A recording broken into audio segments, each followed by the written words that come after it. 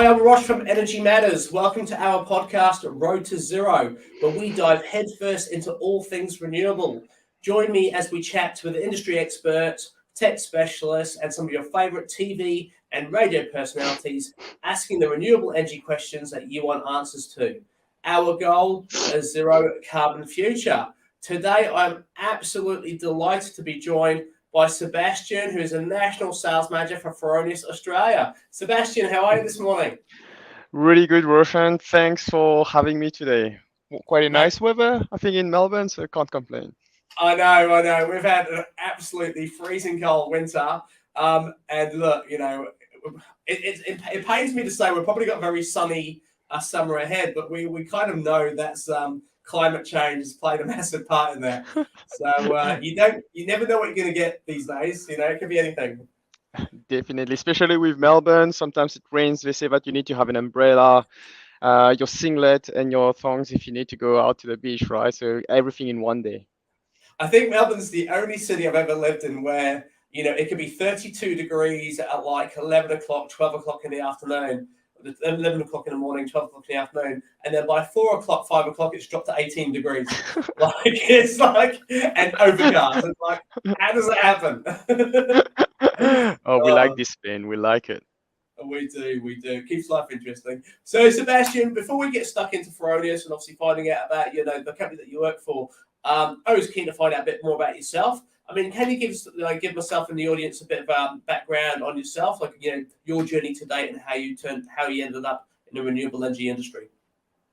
Oh, that's actually a funny story. So I came here, I think, nearly actually 10 years ago for Yep, my studies. And of course, as a student, so I studied mechatronics engineering, which is basically a mix of mechanical and electrical yep, engineering. And throughout, let's say, my whole education, I had basically to find a job to be able to graduate an engineering job. And funny enough, I met with the MD at Fronius Australia, wow, and it was quite a funny conversation because I was like, okay, is there any opportunity at Fronius? I want to learn a bit about the company, and also it was a requirement for my degree to graduate. So I told the MD I will do whatever you want, so I can work for free. I'm ready for it. So he took me on board and I worked in the repair center. So we have a repair center based in Melbourne. I yep, spent basically around a year around the guys. You really get to know the technology itself because they are the guys who have hands on the product. I work also on side projects also for the company. So as I was doing my studies, and then when I graduated, actually I didn't know what would happen because they took me part time. I'm like, okay, what's the next step? Graduating, finding a job, more responsibilities, right? yep. And luckily, I was offered a role in tech support. The reason why was Fronius was one of the companies who had the monitoring card inbuilt inside our product, and Yes. a lot of installers were calling us. So they were like, "Oh, a lot of calls. We need someone." So I jumped into this role. I didn't last long. I'm not sure if it is because usually I'm a bit loud on the phone. Every time I was on the phone, they all closed the door. I'm like, is it me or is it someone else? But I'm pretty loud most of the time. So they were, Yeah, look, you're loud. You like to talk to people. So how about you try the application engineering role? So this is more like a sales type of role, like sales and yeah. technical. And I did like maybe two years within this role, and then they were like, okay, we need to build from the ground the whole sales team. Well, how about you try the national sales manager role, which I'm currently in. So it's been quite a journey with Fronius. Met a lot of great people over the years, a lot of mentors, and still learning quite a lot at the moment. So yeah, it's quite a great company. I can't complain. That's absolutely fantastic. I mean, I've been familiar with Fronius in my entire time in the industry. I've been in solar now since 2009, and I came across Fronius early on. And Fronius is just such a powerhouse of a brand, and it's like it's there's so much going for it, but it really it just seems to be like it really likes the the impression I've always had is it does invest in its people, but its level of technology and it's kind of always pushing the boundaries in terms of technology, making it better, making it more consumer friendly. it's a fantastic brand. I mean, if you were just to summarize what you love the most about Fronius, what would it be? I mean, what would be the key factors that have really had you start your career at Fronius and continually develop and grow within Fronius?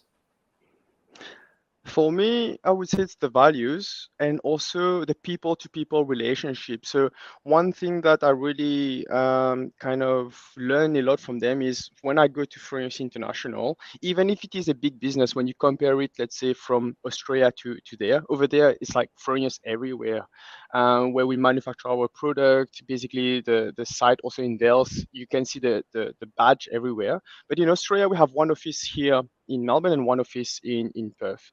Yeah, When you look at how I would say we talk to each other and how we do business also, it's not only, let's say, transaction, right? For us, it's the relationship, this connection that we build with installers. It's not, okay, buy our product and that's it. No, no, no, no. We have a vision, and this vision is basically 100% renewable, which we call it 24 hours of sun. So for me, it's really like how we treat each other at Fronius, and the people culture is something which is different. And I think that's what you were saying. You met a lot of you know a lot of people at Fronius, right?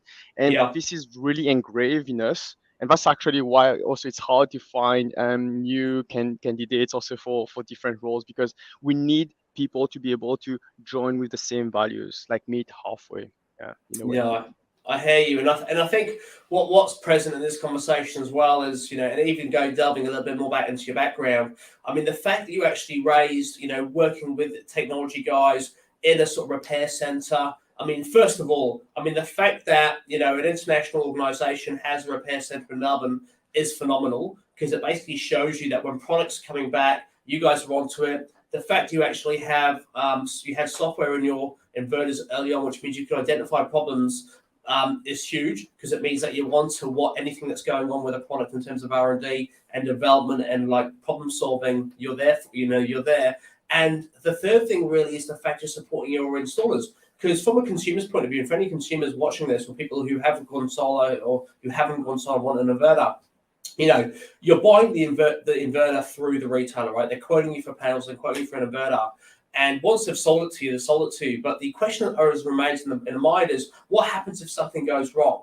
And is it like you buy something from Amazon and you're like, I have to send this back to Amazon now? You can't exactly deinstall an inverter and send it back, right? And the same thing applies to the television, right? It's the same deal. Probably costs the same amount of cash, like it's more expensive than an inverter. But in this scenario, if something goes wrong, you need to know that you're going to be looked after. And you have to go to the installer. Now, the installer's good at installing, but they're not like, they know what they know, but they don't know everything. So they need to go to someone too. And the fact that you guys are so accessible to the retailer, to the installer, and able to support them and diagnose and troubleshoot, I mean, that is phenomenal. All right. And that really is one of the key differences between your bog standard inverters and the quality that Fronius is. It's not just a brand name, it's all the support that goes with it. I think that's something that we invested a lot throughout the years. So when I started at Fronius, there was only 3 engineers. So it's actually engineers behind the phone, right? It's not just like a call center. Yeah. And now I think we're going to 15 and trying to go to 17 people, because a solar system is becoming more complex. And installers, the people who are basically installing all those products for the end user, they don't want to mess around. They don't want to spend a lot of time, and they want to feel confident that the person talking to them knows their craft, right? And that's like the second part, is training like engineers to know how our product works. Also takes a bit of time to the level that we want. I think sometimes when I talk to installers, they say, hey Seb, like um, this issues or this issue took a bit of time, and then we look at, okay, who is dealing after the cases, and then we try to make them better. And again, it's this people to people relationship. We understand this is important at Fronius. And I think that's what also made us successful. If you talk to anyone, they say Fronius, the support, it's always there. No, that's fantastic. It's definitely reassuring. A bit back on Fronius. So whereabouts, I know, but just for anyone watching today, whereabouts is Fronius based and where are the inverters actually manufactured? Yes, so we're based in Austria. So sorry for my, I always need to be careful with my accent. People think that I'm saying Australia, but Austria in Europe. Yeah. So at the moment, we manufacture all our inverter, we say in Europe. We have a big, let's say, manufacturing plant, which we actually expanded to 1.5 size in Satlet, in Austria. And of course, we have a lot of buildings around, let's say, the country there. Globally, we have also an office here, as I mentioned, in Melbourne. But I would say all our main offices are in the manufacturing, our servicing, everything is based out of Austria. Yeah. Well, and I'm assuming you've been to Austria to see the headquarters. Yes, it's always good to go there. I remember the first time I went here in Australia. Basically, we're based in Tullamarine, right? And we have one also in Perth. So Yeah. when you come here, there's like 50 people, right, in the building, around 50 people. When you go there, it's as if you're walking to into a bank. Like there's so many people. And I'm like, oh my god, it's very different. And our showroom there is, I think, next level. One of my goals is to try to bring like a showroom like what we have there here. I think you will be Oh, blown away if you see what's in there. it would be absolutely fantastic. A whole bunch of colleagues I know visited Austria recently, and I was just looking at their photos on both LinkedIn and Facebook and Instagram, and it looked incredible. I mean, yes, it's amazing to go to the manufacturing plant and see the things put together, but it was just so elegant and beautiful. And clearly, like we'll talk about the carbon footprint of the business in a little while, but it was really, really reassuring to see how Fronius is, yeah, we make converters, but we're really following our own methodology, not methodology, but we're doing the right thing from an environmental perspective as well from the beginning. So we'll talk about that in a bit. I guess quick question for you, just about Fronius before we move on to the fun stuff. What makes Fronius such a premium brand? I mean, what do you think it is? What is that? Because when you look at premium, right? In Australia, we have the methodology is look really good quality, but not crazy expensive, or we have premium. All right, and Fronius is affordable to everybody, but it really is like in the mind of an installer and probably consumer, a premium product. What is that? Why is that, do you think? Well, I think I already talked about the values, and people listening to us already understand like what type of companies Fronius is. The second part is the technology itself. So I think you're a big fan of cars, right? What would be your dream cars if you have to pick one? Let's say one which you can afford, and then you have the dream car. Like what would it be? Look, if I could pick a dream car, it would be an Aston Martin, an EV Aston Martin. Okay, I don't know. EV Aston. An EV Aston Martin. That'd be the dream. Well, that's. I think you're aiming really high, and I have no doubt you will have a chance to go there. Well, in terms of where Fronius is with, let's say, our welding technology, because Fronius doesn't only do inverters, we do also welders and battery chargers for forklifts. So the Yeah. technology, we're basically pushing the limits there. And what do I mean by that? So I think you heard about SpaceX, what they're Yes. achieving in their area. You heard also the latest rocket ship that India sent to the moon. I guess you're also a fan of Audis, like I think a lot Yes. of people I have are an with Audi. Iron Man, right? The Yeah. car, the i8, right? And BMW, Teslas, and the list goes on. So in terms of technology with our welders, that's something that we invested a lot. So people were saying before you couldn't weld aluminum and steel together, and that's like a technology that we developed. So when you talk about our welders, we are kind of the Rolls Royce of welders. So a lot Gotcha. of companies uses our product. Then all this experience is also shared with our inverters. So there's a lot of, I would say nowadays, more software. So the inverters going more on the software side of things, and we're really planning in the future. So just to give you an example, one of the most common inverter in the market is a snap inverter, right? I Yeah. think you will show one of the inverters in on the show there. And if you look at this inverter, it has been manufactured in what 2013, so 10 years ago, and at the moment, there's some regulation that the DNSP, so everyone who owns the pole, are putting some rules right now saying, hey, you need to meet those rules. You need to be able to control those inverters remotely. A product which has been made in 2013 is compliant now. You know, it's 10 years that we're Wow. designing our product. So you can see that we put a lot of effort into future-proofing the unit, and also the way we manufacture the inverter. Everything is in-house, so the quality control can be way easier for us, right? And I think maybe lastly, it's also the culture at Fronius. So this throwaway culture is not really for us, because if you look at our product, we want to be able to fix it as fast as possible. Again, it goes back to the service and the customer satisfaction. Because every time your solar system is down, it means that you're not making money. And this is Yeah. an issue for us, right? So we look at the bigger picture from our side and really invest into quality components, quality procedures.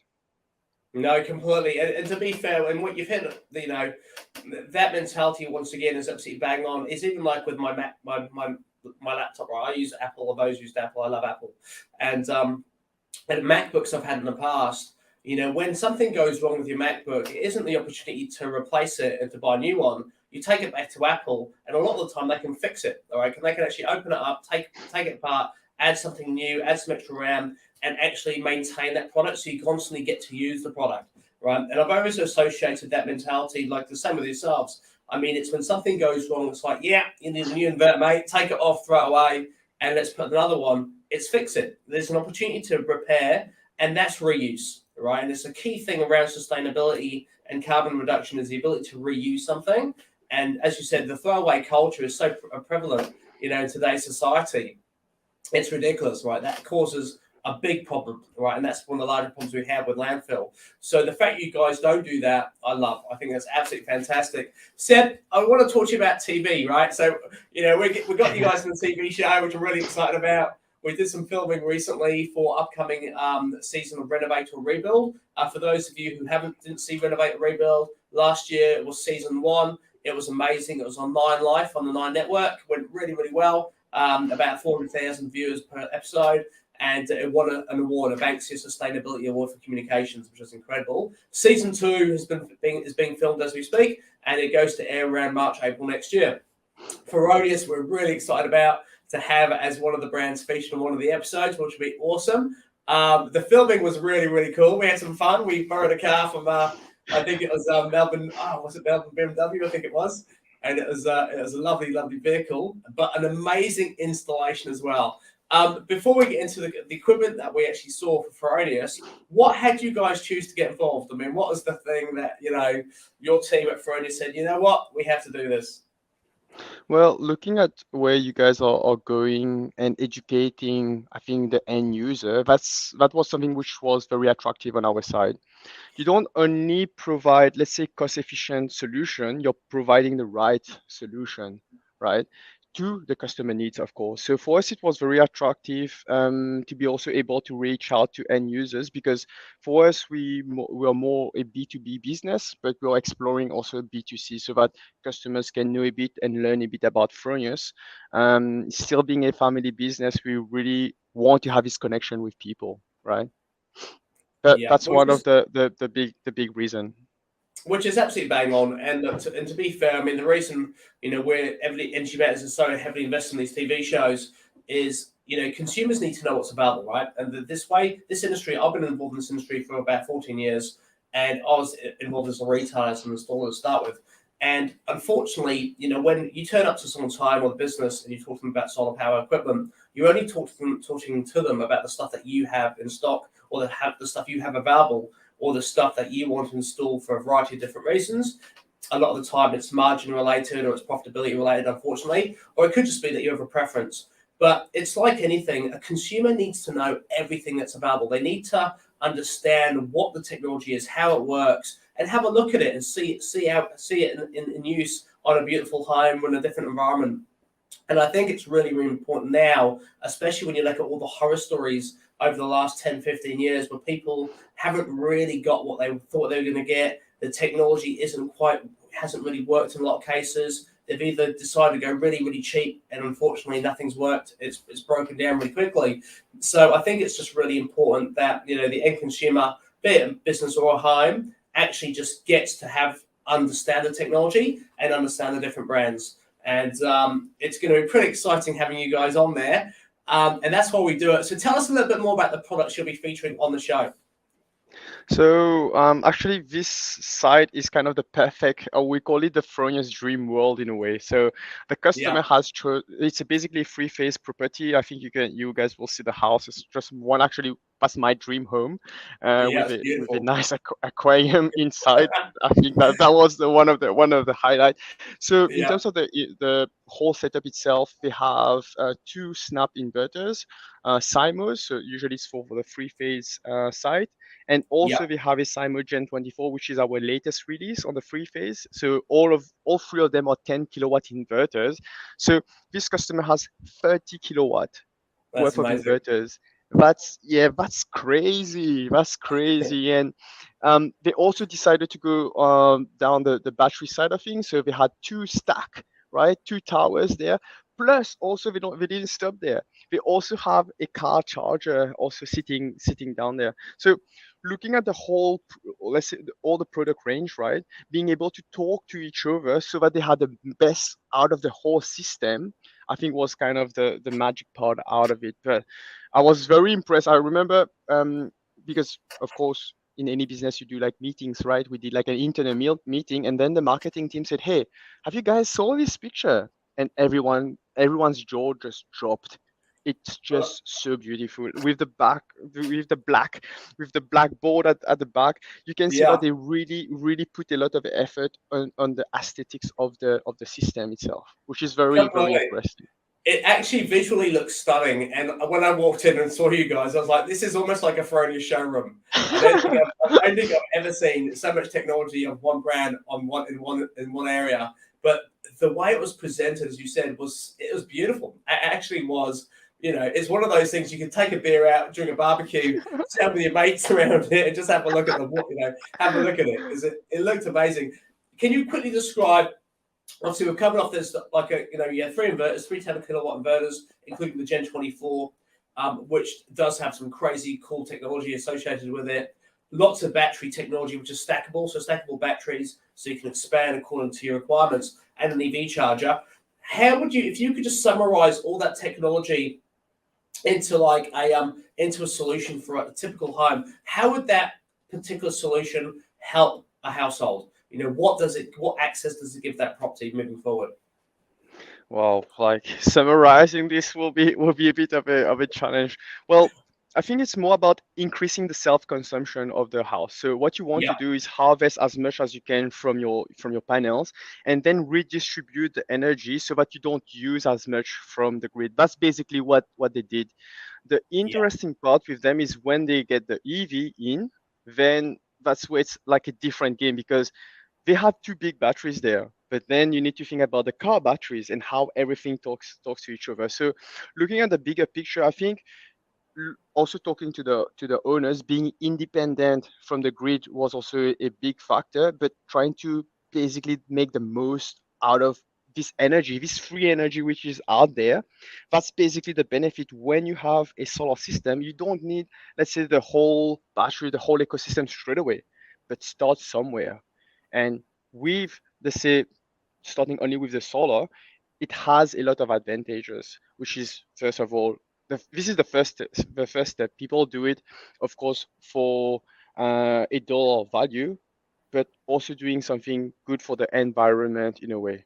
And I think completely. that this would be like a summary of how they make the most out of the system. Absolutely. I mean, and for me, that particular installation is everything this podcast is all about, like Road to Zero.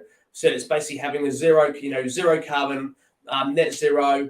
Essentially they're producing all the electricity they could possibly need for that property, a 30 kilowatt solar system, and then they're using a whole bunch of it during the daytime, storing a ton of it as well for use for the evenings and for early mornings, and able to charge the car. And in the future, when bidirectional charging happens, they can charge that car throughout the daytime. Like if they're working from home, charge the car, max it out, and then they can support the household if they need to. If it's a crazy hot evening or crazy cold and need extra heating. So it really does demonstrate that. And that aquarium is massive, right? So we were looking at that aquarium thinking that's going to be consuming some serious power. So fair play, right? They're keeping those fish in a really great environment, and in keeping them nice and sort of alive, essentially, just by carrying them throughout the daytime. So it's absolutely epic. So I can't wait for that to be on TV because it's going to look beautiful. But it really is massive credit to how your ecosystem works and how all the technology helps each other, and really then you do have that empowerment. Like you're connected to the grid, but you really don't need to be. Because even if there's a blackout, your system is still working, right? The batteries are charged, the solar system, the Gen 24 is kicking in and assisting that whole process. So you almost have that blackout protection going on as well. So it's a beautiful thing. So check out our website, guys. Jump onto Energy Matters website. We've got a full page of Fronius on there, and obviously jump on the Fronius website too, and have a read, have a look at it. So what I want to quickly do, we're almost done, but before we are, All Energy is coming up. So All Energy in October, it's the biggest. The biggest show in the year for the industry, for exhibitors, for consumers, for retailers, to find out everything that's about for renewable energy. I'm assuming you guys are exhibiting again this year. We need to be there every single year. We need to be there. It's not even a question anymore. Fronius is there. Definitely. But yeah, we're pretty excited to catch up with everyone. Of course, there's like a lot of different shows around the country, but as you said, this one is the biggest one. So that's where everyone travels to come and look at the latest technology, what things are new with the product. So I can't wait. I can tell you that. Look, it's fantastic, and it is, as you said, it's great just to catch up with everyone, because it's like socially, it's a big industry, but it's really a small industry as well. So everyone knows each other, and it's great to see everybody. But the technology that'll be on show will be phenomenal, and it's getting exciting. Solar power used to be pretty boring and the least sexy thing in the market, because it was just like a panel on your roof and a box in your wall. But now the stuff that's coming out looks nice, all right? Aesthetically, it's stunning. Like your EV charger, for example, looks nice. And your batteries and your inverters, to be fair, are attractive looking bits of kit as well. So it'll be fun. Are you showcasing anything? Like, can you share anything like new that you're going to be showcasing? Or is it I'm going to telling you some secrets. What is our main focus at the moment is basically our new 8 and 10s single phase. So what we're seeing in Australia is an increase in terms of system sizes. So we're showing our new Gen 24 8 and 10s. And one of the things which is also new with our Gen 24 series, it's at the moment only on the single phase. It's basically the upgrade function.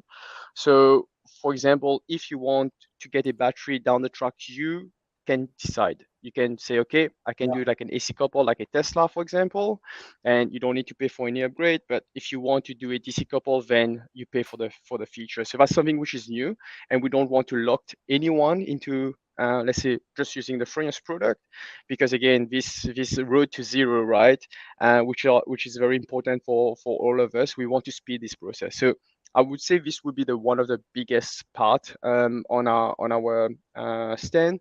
And also in terms of servicing, as we said, it's very important. So we'll display a bit about how the Gen 24 is getting serviced also. No, that's fantastic.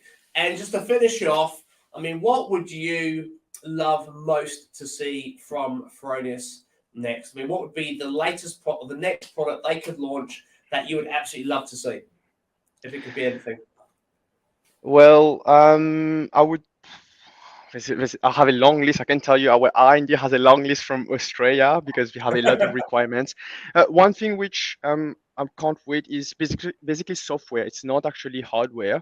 It's called Storm Cloud. I think we haven't decided yet on the web. But if, for example, there's an event happening soon, you can control everything via an app. So I think that would be the next big thing. But I can't wait. And also bigger inverters.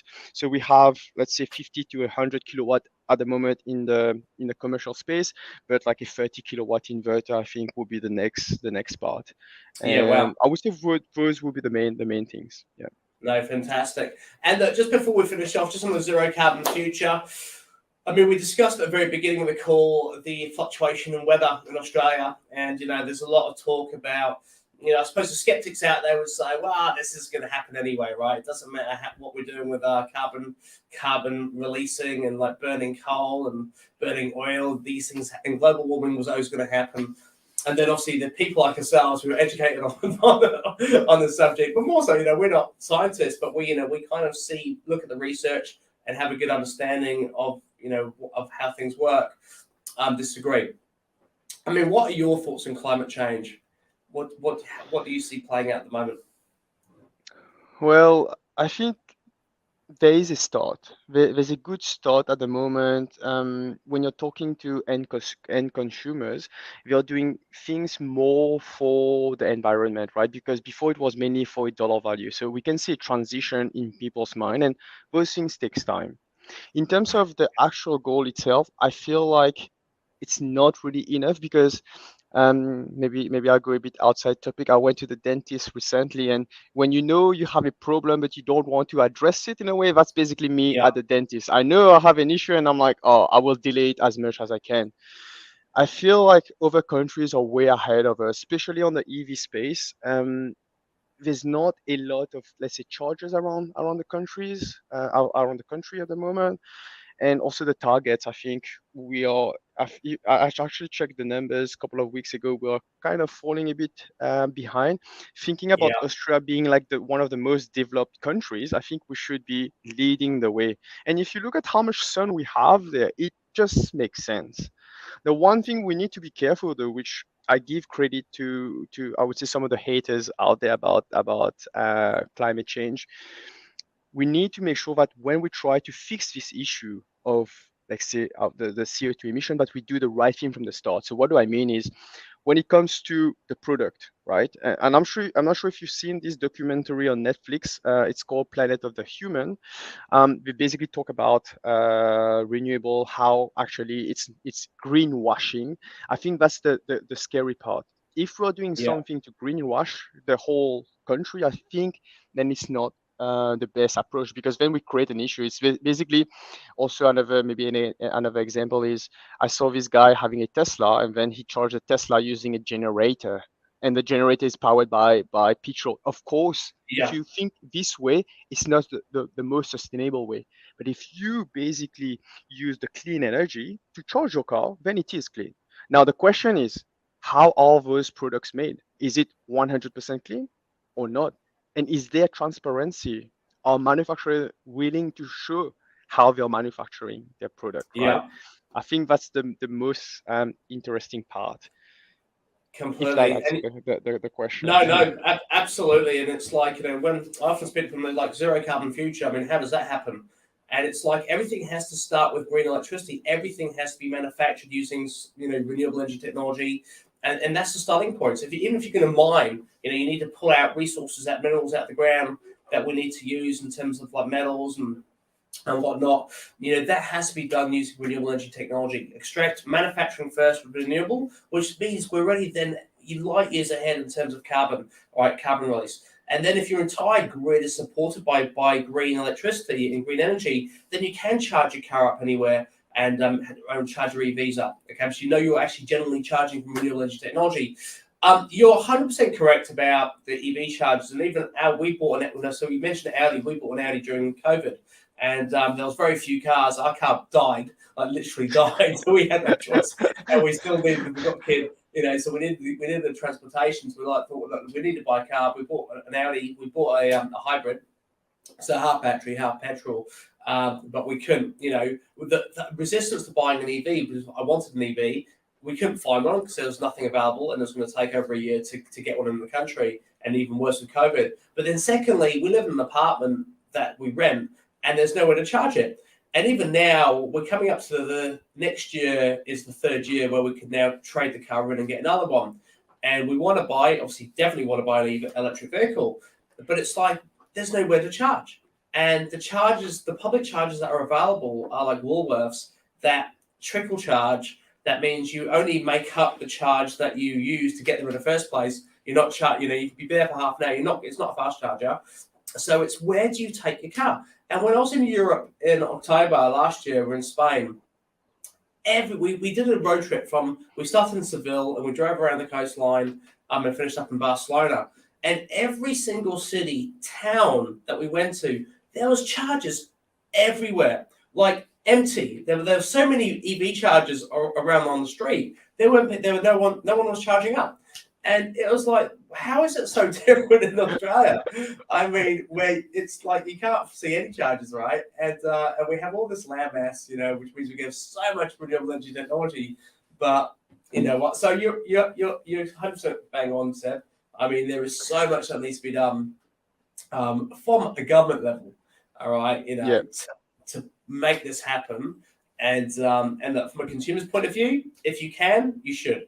And if you can buy an EV and you can make it work with your company, your business is willing to install a charger and solar power on their roof, fantastic. You know what? That would just be a great starting point. If you can have solar power, you definitely should. Yeah, we need to do it. Come on, Roshan. You went only halfway. Why did you go hybrid? When people ask me, I'm like, even my brother's thinking to go like fully EV, and he was like, oh, actually, I'm not 100% sure. Just do 100% EV. You won't regret it. And this is the thing. That's the offer to you. If you need to charge your car, come to the Fronius office. We have like some chargers, so we'll make space.